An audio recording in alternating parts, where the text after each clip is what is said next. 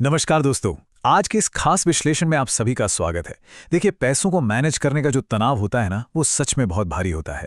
Bill चुकाने की चिंता, भविष्य का डर और बार बार दिमाग में आने वाला वो सवाल कि क्या मेरे पास इतना पैसा काफ़ी है, ये सब हम में से लगभग हर इंसान ने कभी ना कभी महसूस किया है। लेकिन आज हम उस भारीपन को हमेशा के लिए दूर करने वाले हैं। हम दुनिया के कुछ बेहतरीन एक्सपर्ट्स की बातों से वो जानकारी निकालने वाले हैं जो पैसों को देखने का आपका पूरा नजरिया ही बदल कर रख देगी। इस पूरी गुत्थी को सुलझाने के लिए हम एक बहुत ही सिंपल 4 कदम वाले रोड मैप का इस्तेमाल करेंगे।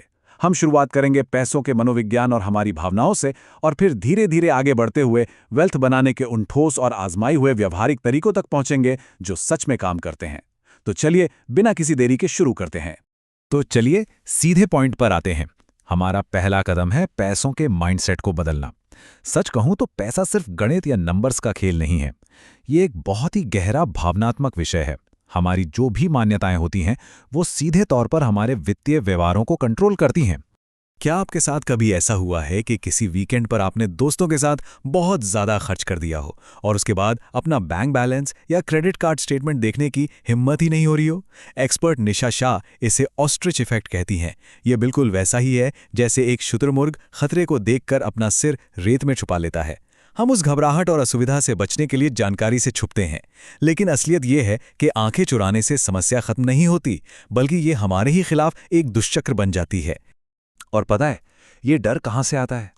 ये अक्सर एक गलत माइंडसेट से पैदा होता है, जिसे एक्सपर्ट लुइस हाउस बहुत खूबसूरती से समझाते हैं। अगर कोई ये मानता है कि पैसा एक लिमिटेड चीज़ है या फिर अमीर लोग बुरे होते हैं, तो इसे स्कार्सिटी यानी कमी वाली मानसिकता कहते हैं। ये सोच इंसान को वित्तीय अवसरों से पूरी तरह काट देती है। सही मायने में आगे बढ़ने के लिए हमें अबंडेंस यानी प्रचुरता की सोच अपनानी होगी। ये मानना होगा कि इस दुनिया में सभी के लिए पर्याप्त अवसर मौजूद हैं। निवेश की दुनिया के दिग्गज हार्वर्ड मार्क्स इस पर एक बहुत ही दिलचस्प जापानी कॉन्सेप्ट की बात करते हैं, मुजो। इसका सीधा सा मतलब है कि जीवन और बाजार में बदलाव होना तय है, आप इसे रोक नहीं सकते।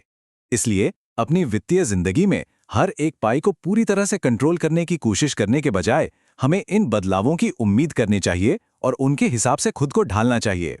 अब जब हमने उन भावनात्मक और मनोवैज्ञानिक जालों को समझ लिया है, तो चलिए रुख मोड़ते हैं हमारे दूसरे कदम की तरफ। अब हम ये डिफाइन करेंगे कि प्रैक्टिकल लाइफ में वित्तीय सफलता आखिर दिखती कैसी है। सच्ची आज़ादी क्या है? एक्सपर्ट स्कॉट गैल्वे का ये उदाहरण मुझे बहुत पसंद है। वो एक अमीर इन्वेस्टमेंट बैंकर की बात करते हैं जो साल के लाखों डॉलर कमाता है, बेहतरीन जगह रहता है, लेकिन उसका खर्च इतना ज्यादा है कि वो हमेशा इस भयानक तनाव में रहता है कि अगर उसकी नौकरी चली गई तो क्या होगा। इसके बिल्कुल उलट एक वेल्दी व्यक्ति का उदाहरण उनके खुद के 94 वर्षीय पिता का है। वो ट्रेलर पार्क से पैसिव इनकम के तौर पर सालाना $52,000 कमाते हैं, लेकिन उनका खर्च सिर्फ $48,000 है। क्योंकि उनकी आमदनी उनके खर्च से ज्यादा है, इसलिए वो पूरी तरह से तनाव मुक्त और वेल्दी हैं। मतलब लक्ष्य अमीर दिखना नहीं है। दुनिया को दिखाने के लिए महंगी घड़ियां या बड़ी गाड़ियां खरीदना वास्तव में बहुत खतरनाक हो सकता है। असल वेल्थ तो वो है जो दिखती ही नहीं है। ये वो अदृश्य आर्थिक सुरक्षा है जो आपको रात में चैन की नींद देती है और जिसके दम पर आप अपने रिश्तों और अपनी जिंदगी को सच में जी पाते हैं। ठीक है, अब आते हैं हमारे तीसरे कदम पर, यानी हमारी रणनीति के डिफेंसिव हिस्से पर। इसे एक गेम की तरह सोचिए। यहां हमारा पहला लक्ष्य अपनी मौजूदा संपत्ति की रक्षा करना और एक स्मार्ट बजटिंग के जरिए अपने कर्ज को खत्म करना है। अपने पैसों को मैनेज करने का एक बहुत ही शानदार और बिना झंझट वाला तरीका है निशा शाह का 3 बकेट बजट। आपको बस अपनी टेक होम सैलरी को 3 हिस्सों में ऑटोमेटिक तरीके से बांटना है। 65% आपकी बुनियादी जरूरतों के लिए, 25% आपके शौक और मनोरंजन के लिए और 10% आपके भविष्य के लिए यानी बचत और निवेश के लिए। बस इसमें आपको बिल्कुल भी घुटन महसूस नहीं होगी और आपका पैसा सही जगह लगता रहेगा। इस पूरी बजटिंग फिलॉसफी की बुनियाद दिग्गज इन्वेस्टर वॉरेन बफे के इस एक विचार पर टिकी है। उनका कहना है कि खर्च करने के बाद जो बचे उसे मत बचाइए, बल्कि बचाने के बाद जो बचे उससे खर्च कीजिए। आपको अपनी सेविंग्स को उसी दिन ऑटोमेट कर देना चाहिए जिस दिन आपकी सैलरी आती है। ये बिल्कुल क्रूशियल है। अब अगर एग्जैक्ट स्टेप्स की बात करें तो वैंगार्ड की एक रिसर्च बताती है कि सिर्फ $2,000 का इमरजेंसी कैश पास होने से ही इंसान की मानसिक शांति 21% तक बढ़ जाती है। ये उस स्कार्सिटी माइंडसेट को तुरंत खत्म कर देता है। एक बार ये क्वेश्चन बन जाए, फिर आपको पूरी ताकत से अपने हाई इंटरेस्ट कर्ज पर हमला करना है। यहाँ एक बहुत ही बड़ा थंब रूल हमेशा याद रखिए, 8% का रूल। अगर आपके किसी क्रेडिट कार्ड या पर्सनल लोन पर ब्याज दर 8% से ज्यादा है, तो शेयर बाजार में इन्वेस्ट करने से पहले मैथमेटिकली आपको उस कर्ज को चुकाना ही चाहिए, क्योंकि शेयर बाजार का ऐतिहासिक औसत रिटर्न लगभग 8 से 10% के बीच ही रहा है। ऑलराइट, तो हमारा डिफेंस अब मजबूत हो गया है। अब बारी है आक्रामक होने की, यानी ऑफेंस की। हमारा चौथा और आखिरी कदम है इन्फिनिट ऑफेंस बनाना। अब हमें सिर्फ पेचेक टू पेचेक जीने वाले माइंडसेट से बाहर निकलकर अपनी वेल्थ को तेजी से मल्टीप्लाई करने पर फोकस करना है। देखिए, रोज की कॉफी का खर्च बचाना या कूपन का इस्तेमाल करना अच्छी बात है, लेकिन इसकी एक बहुत ही सख्त लिमिट है। आप अपनी आमदनी से ज्यादा पैसा नहीं बचा सकते, है ना?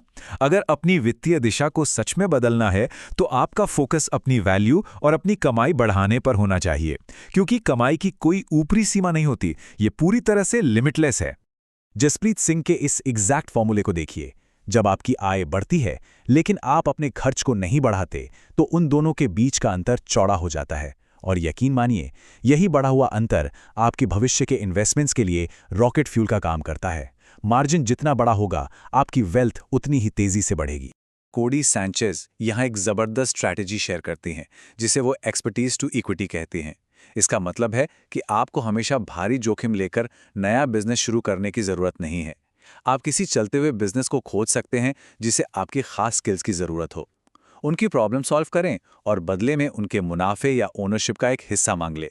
ये बिना खुद का पैसा लगाए ओनरशिप बनाने का एक शानदार तरीका है। और हाँ, जब बात आपके पैसे को काम पर लगाने की आती है, तो एक एक करके इंडिविजुअल शेयर्स चुनना एक बहुत ही खतरनाक खेल हो सकता है। बड़े बड़े एक्सपर्ट्स इसमें मात खा जाते हैं। इसके बजाय इंडेक्स फंड्स का इस्तेमाल करें, जैसे S&P 500। इसके जरिए आप बिना सिरदर्दी के दशकों तक बाजार की सबसे बेहतरीन कंपनियों के छोटे छोटे हिस्से खरीद सकते हैं। आपको पता है जसप्रीत सिंह का पहला इन्वेस्टमेंट कितने का था? सिर्फ $2। जी हाँ, उन्होंने फोर्ड कंपनी के स्टॉक में सिर्फ $2 लगाए थे। ये कहानी हमें ये बताती है कि किसी बहुत बड़े पेड़े या बड़ी रकम का इंतजार मत कीजिए। तुरंत शुरुआत करना और लगातार इन्वेस्ट करते रहना ही आपको विजेता बनाता है। तो आखिर में इंटरनेट पर दिखने वाले उन 1% सबसे रईस लोगों से अपनी तुलना करना बंद कीजिए और खुद से ये सवाल पूछिए, आप अपना कीमती समय किस चीज़ के लिए ट्रेड कर रहे हैं? क्या वो दुनिया को दिखाने वाली सफलता के लिए है, या फिर उस आंतरिक खुशी और आज़ादी के लिए है जो इन फॉर्मूलों से हासिल की जा सकती है? चॉइस पूरी तरह से आपकी है।